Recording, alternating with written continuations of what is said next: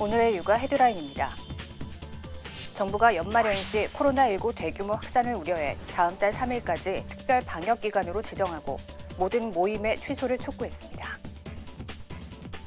한국환경공단 자료에 따르면 코로나19 사태 여파로 층간소음 관련 민원이 1년 사이에 50%가량 늘어난 것으로 나타났습니다. 통계청의 2019년 생명표에 따르면 지난해 출생아의 기대 수명이 32년 만에 가장 많이 늘어나고 남성의 기대 수명이 처음 80년을 넘었다고 밝혔습니다. 전자금융거래법 개정안이 통과되면 앞으로 전자화폐가 아닌 진짜 돈을 기반으로 한 금융 서비스들이 각종 플랫폼에서 가능해질 전망입니다. 이상 오늘의 육아 헤드라인입니다. 안녕하십니까. 육아포커스 이지원입니다. 코로나19의 위협적인 기세가 이어지고 있습니다. 겨울이라는 계절적 요인까지 겹치며 더욱더 강하게 우리의 건강을 위협하고 있는데요. 치료제도 백신도 없는 상황에서 올겨울을 보내는 게 만만치만은 않을 것으로 예상됩니다. 이런 상황에서는 방역수칙 준수만이 피해를 최소화하는 길인데요. 외부 활동은 최소화하시고 개인 방역수칙은 철저히 준수하시길 바랍니다. 그리고 신체에 이상 증상이 나타난다면 즉시 1339 콜센터로 전화하셔서 대응하시길 바랍니다. 육아포커스 첫 소식부터 함께 하시죠. 코로나19 때문에 연말 모임을 해야 할지 말아야 할지 고민하시는 분들 많으실 것 같습니다. 정부는 가급적 연말 모임을 취소해달라고 연일 당부하고 있는데요. 여러분은 어떤 선택을 하시겠습니까? 연말마다 도심을 밝히던 등불이 모두 사라졌습니다. 코로나 예방을 위해 축제를 분산 개최하기로 하면서 발 디딜 틈 없었던 모습은 찾아볼 수 없게 됐습니다. 원래 12월 달 되면 좀 많이 환해지고 불빛들도 많이 나고 막 그랬는데 좀 연말 분위기가 많이 안 나는 것 같아서 조금 아쉬웠어요.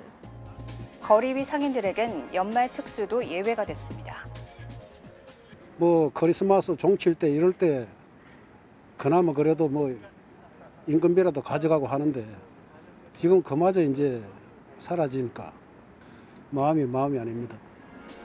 안심할 수 없는 코로나 상황은 연말 풍경도 바꿔놓고 있습니다.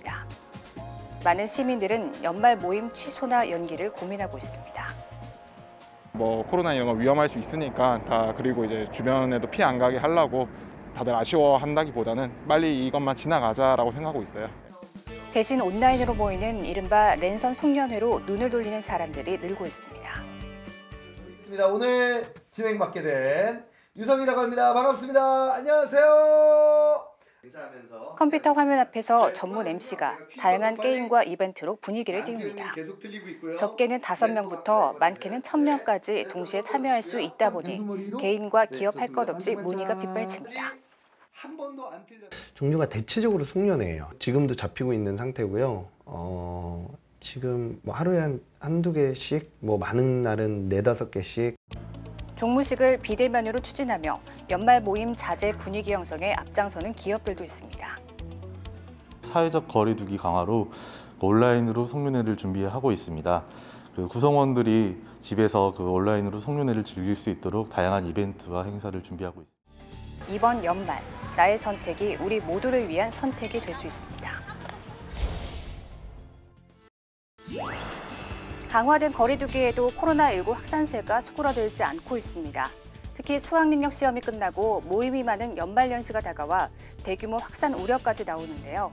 정부가 연말연시를 특별 방역기간으로 지정하고 모든 모임의 취소를 촉구했습니다. 최근 코로나19 신규 확진자의 감염 경로를 보면 앞선 확진자와의 접촉에 따른 감염이 37.1%, 36.9%인 집단 감염을 앞섭니다. 특정 집단 안에서만이 아니라 일상 곳곳에서 소규모 감염이 만연해 있음을 뜻합니다. 강화된 방역 조치가 뚜렷한 효과를 내지 못하는 이유입니다. 수도권 지역사회 감염이 그만큼 광범위하게 전파되어 있음을 의미하는 것으로 엄중한 위기 상황으로 분석하고 있습니다. 더 큰 문제는 연말 연시를 맞아 각종 모임과 행사가 늘면서 자칫 걷잡을 수 없는 확산세가 나타날 가능성입니다. 수학능력 시험을 치른 수험생들의 이동이 늘어나는 것도 큰 변수입니다. 코로나19처럼 무증상 전파가 많은 감염의 경우에 있어서는 결국은 젊은 층의 감염은 결국 노령층으로 옮겨갑니다. 그리고 젊은 층의 감염이 늘어나게 되면 또 의료기관 안으로도 옮겨가게 되거든요. 그러자 정부는 다음 달 3일까지를 연말연시 특별 방역 기간으로 지정했습니다. 모임과 행사를 가급적 취소하고 의심 증상 시 즉시 검사받기 등 핵심 방역 수칙을 철저하게 지켜달라는 당부입니다. 수능을 마친 수험생과 대학의 방역 관리도 강화해 청소년 출입시설과 학원 등은 현장 점검을 늘리고 각 대학에는 비대면 학사 운영을 권고했습니다.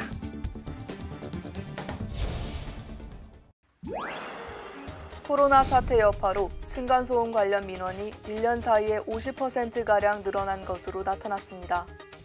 더불어민주당 양경숙 의원이 한국환경공단으로부터 받은 자료에 따르면 올해 11월까지 접수된 층간소음 민원은 36,105건으로 지난해 같은 기간보다 51% 늘었습니다. 이는 재택근무 확산 등으로 집에 머무는 시간이 늘어난 것이 주요한 원인이라는 분석입니다. 양 의원은 분쟁 해결을 위해 층간소음관리위원회를 의무화하는 공동주택관리법 개정안을 대표 발의한 상태입니다. 수능이 끝나면서 주요 입시 업체들의 대입 설명회가 이어지고 있습니다. 올해는 코로나19 여파로 온라인과 소규모 거리두기 방식으로 열리고 있는데요. 입시 정보를 얻으려는 학부모들의 열기만큼은 여전히 뜨거웠습니다. 수능 시험장에 온 듯 띄엄띄엄 떨어진 책상마다 가림막에 설치됐습니다. 마스크를 쓴 학부모들이 꼼꼼히 입시 자료를 살핍니다. 정보를 하나라도 놓칠세라 숨을 죽이며 설명에 집중합니다. 시에 지원 대학에 떨어졌을 경우에 정시에 지원 가는 대학의 범위도 대강거리의 그림을 그려보십시오. 코로나 탓에 예년과 달리 체육관에서 진행되는 대규모 설명회는 자취를 감췄습니다. 학부모들은 뭐라도 더 얻을 수 있을까 하는 간절한 마음으로 현장을 찾았습니다. 온라인상으로도 뭐 다 확인을 할 수 있지만 자료집 받아서 조금 더 확실하게 보고 현장 나와서 학원 분위기나 아니면 또 여러 가지 또 정보도 제공을 하니까. 입시 업체마다 등급별 예상 커트라인을 발표하면서 수험생과 학부모들의 치열한 수싸움도 시작됐습니다. 모의고사보다는 조금 성적이 안 좋게 나와서 두 군데는 상향 지원했기 때문에 갈 예정인데요. 한 곳은 지금 가채점 한 거라 지금 분석해 주시는 그 원점수로 대비했을 때 좀 비슷하게 걸려서요. 입시 업체뿐 아니라 각 지자체가 진행하는 온라인 설명회도 줄줄이 예정돼 있어 유리한 정보를 얻으려는 수험생 학부모들의 열기는 더해질 것으로 전망됩니다.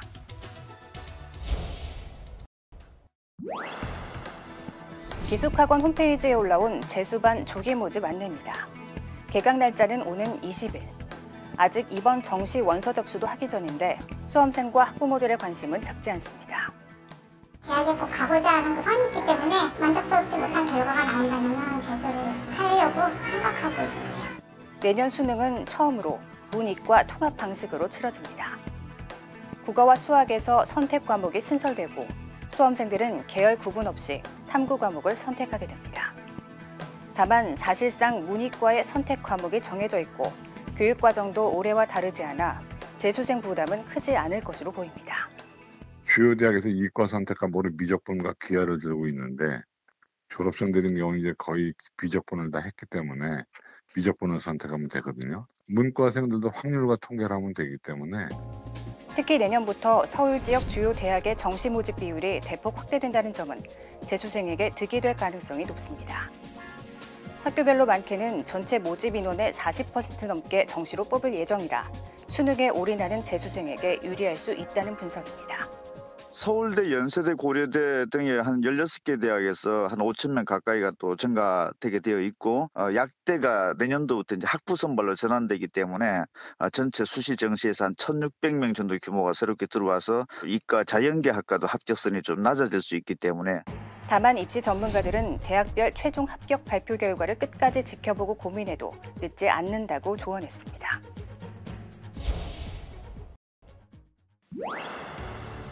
지난해 출생아의 기대 수명이 32년 만에 가장 많이 늘어나고 남성의 기대 수명이 처음 80년을 넘었습니다. 통계청의 2019년 생명표에 따르면 지난해 출생아의 기대 수명은 83.3년으로 재작년에 비해 0.6년 늘었습니다. 이는 1987년 이후 가장 높은 증가폭입니다. 성별로는 남성이 80.3년으로 1970년 통계 작성 이래 처음으로 80년을 넘겼고 여성은 86.3년을 기록했습니다. 통계청은 재작년 기록적 한파로 사망자가 늘었던 탓에 기저효과가 발생해 기대 수명 증가폭이 예년에 비해 높았다고 설명했습니다.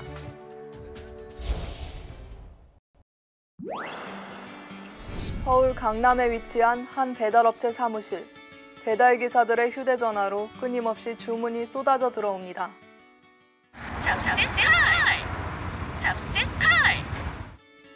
코로나 사태로 늘어난 배달 주문은 사회적 거리두기 단계 강화 후 더 폭증했고 한 주 만에 배달 접수 건수는 10.2% 가까이 늘었습니다.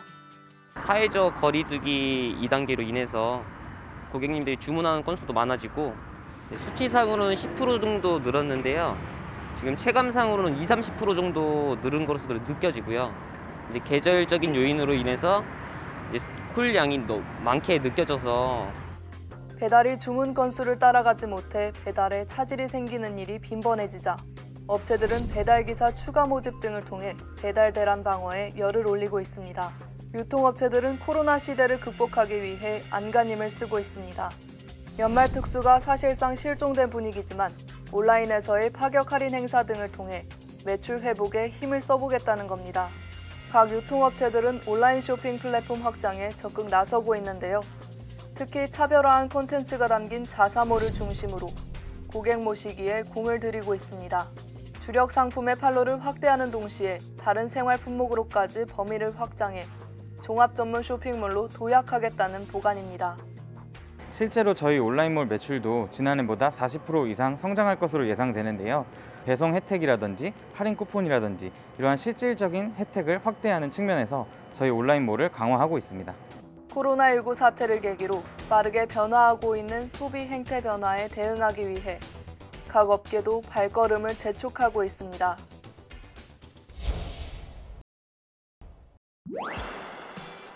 카카오페이로 송금을 해봤습니다. 몇 초 지나지 않아 다른 사람의 계좌로 돈을 보낼 수 있습니다.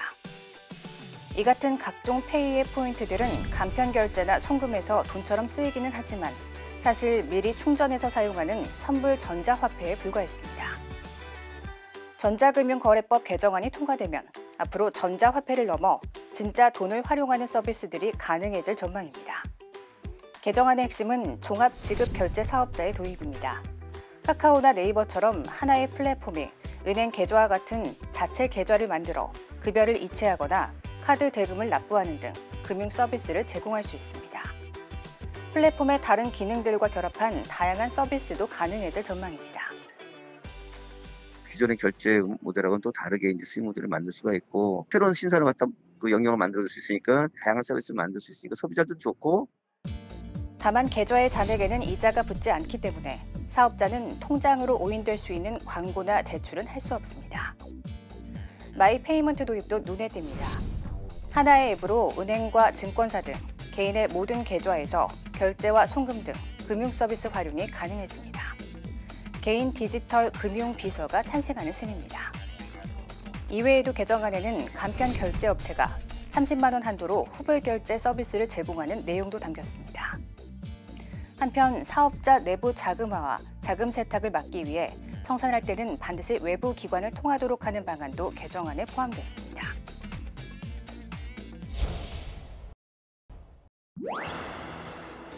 올해 초 멕시코 칸쿤행 신혼여행을 계획했던 한정무 씨. 코로나19 사태로 항공 일정이 변경돼 환불이 가능하다는 공지를 받고 곧바로 예약을 했던 하나투어에 환불을 신청했습니다. 환불 접수 시점은 3월 24일. 정상 접수됐다는 안내에 2달을 기다렸지만 돈이 들어오지 않아 멕시코 항공사 한국 대리점에 확인해보니 여행사가 환불 접수를 하지 않았다는 답변이 돌아왔습니다. 그 사이 이 항공사가 4월 2일자로 환불 업무를 중단해 아예 돌려받을 기회마저 없어졌다는 게 한 씨 주장입니다.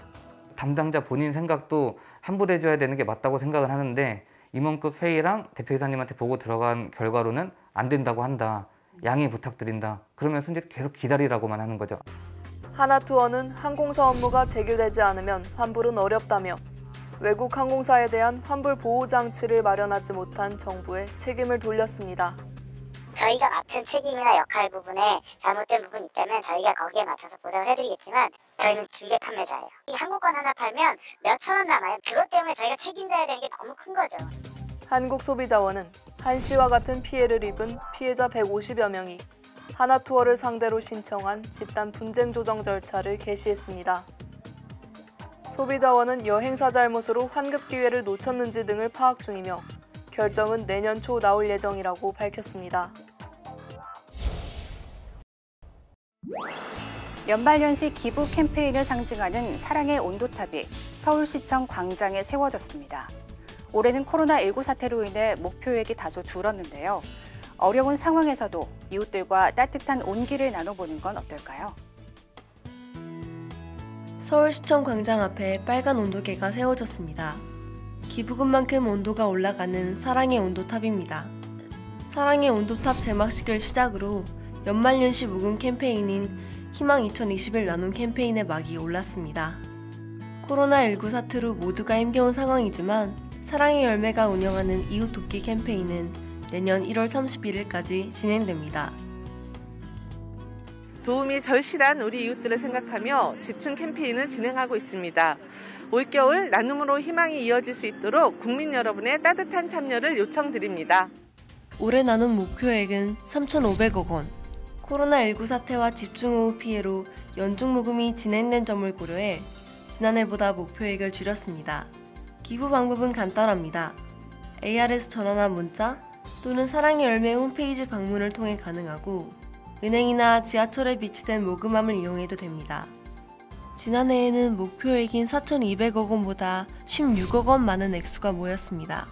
모두가 어려운 때이지만 이웃들과 따뜻함을 나누겠다는 작은 마음들이 하나둘 모인다면 사랑의 온도는 어느새 높아질 것입니다. 내년 1월까지 모인 모금액은 코로나19 위기 상황 대응과 사회 안전망 구축, 또 돌봄 지원과 교육 격차 해소 등에 쓰일 예정입니다. 다음 순서는 자녀들의 마음을 더욱더 잘 헤아릴 수 있는 부모 교육 애니메이션을 준비해봤습니다. 중앙육아종합지원센터에서 제공한 행복한 부모를 위한 마음 프로젝트가 이어집니다.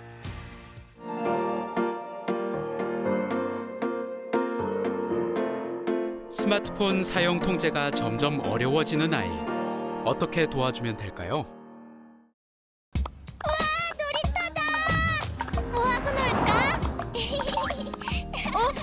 카보츠 B301이다. 엄마, 새로 나왔나 봐. 오, 우와, 통이 자동차 잘하네. 아, 어렸을 때부터 자동차에 꽂혀서 혼자 너튜브로 배운 거예요. 오, 어디 보자. 그럼 저건? 르요 H3. 그럼 저건? 기거르 LH9. 진짜네? 통이 숫자랑 알파벳도 다 아는 거예요? 네, 자연스럽게 그런 것 같아요. 우와, 맛있다. 짱. 어머. 다들 어디 갔지? 봄아! 모모야? 통아! 봄아!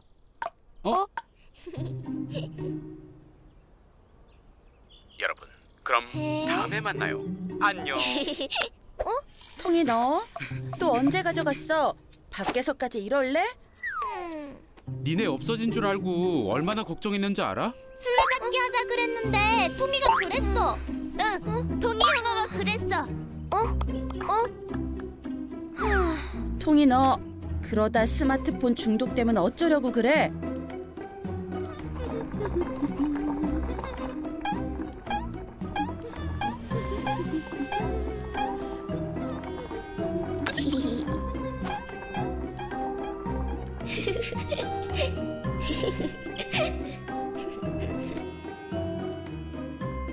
통아, 저녁 먹자. 나 쉬어하고.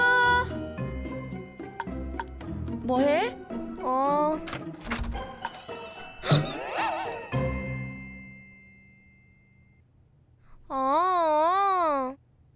하고 싶을 때 하면서 왜 나는 못하게 하는데? 장난감도 있지, 책도 이렇게나 많지. 그런데 뭐가 심심해? 싫어, 심심해. 한 개만. 응? 그럼 나 밥 다 먹을게. 아니, 밥 다 먹으면 한 개 보여줄게. 그래. 진짜다.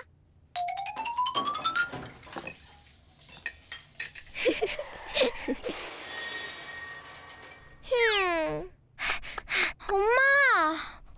왜? 엄마 무서워. 아유, 많이 놀랐지? 괜찮아? 에휴, 엄마가 괜히 줬다. 엄마가 미안해. 진짜 딱 하나만 보려고 했는데 자꾸 또 나오니까 자꾸 또 하고 싶고. 엄마, 나 왜 이러지? 자꾸 이것만 하고 싶고 다른 건 하기 싫으면 그게 중독이야. 그럼 난? 아직은 아니지만 그럴까 봐 엄마는 무서워. 통아, 우리 약속 하나 할까? 응. 엄마 몰래 하지 않기, 엄마 옆에서 같이 하기. 응. 하나 더. 핸드폰 하고 나면 엄마랑 밖에서 놀기. 우리 산책할래? 응, 알겠어.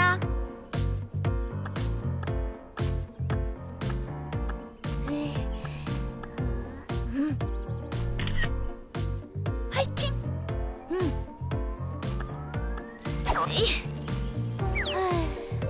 찾아봐, 또 있을 거야. 엄마, 잡았어. 봤어? 응? 우와, 어떻게 잡았어? 우리 통이 최고!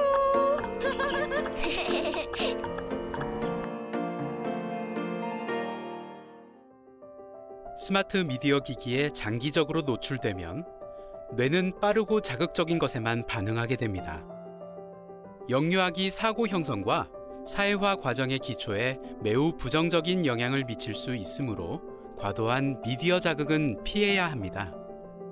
아이 스스로 스마트 미디어 사용을 조절할 수 있는 힘과 습관이 키워지기 전에는 부모가 사용을 통제할 수 있도록 도와줘야 합니다. 미디어 기기가 없어도 재미있게 보낼 수 있다는 것을 알려주는 것이 필요해요. 아이와 함께하는 동네 산책, 공놀이, 놀이터에서 뛰어놀기 등 오감을 자극하는 실외놀이를 아이와 함께 즐겨주세요.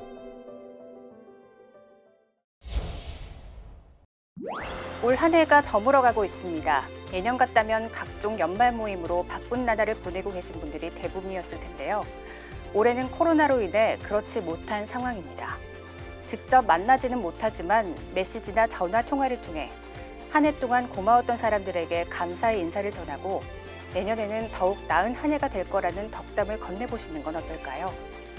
코로나19로 인해 지친 몸과 마음이 힐링되는 계기가 될 것으로 생각됩니다.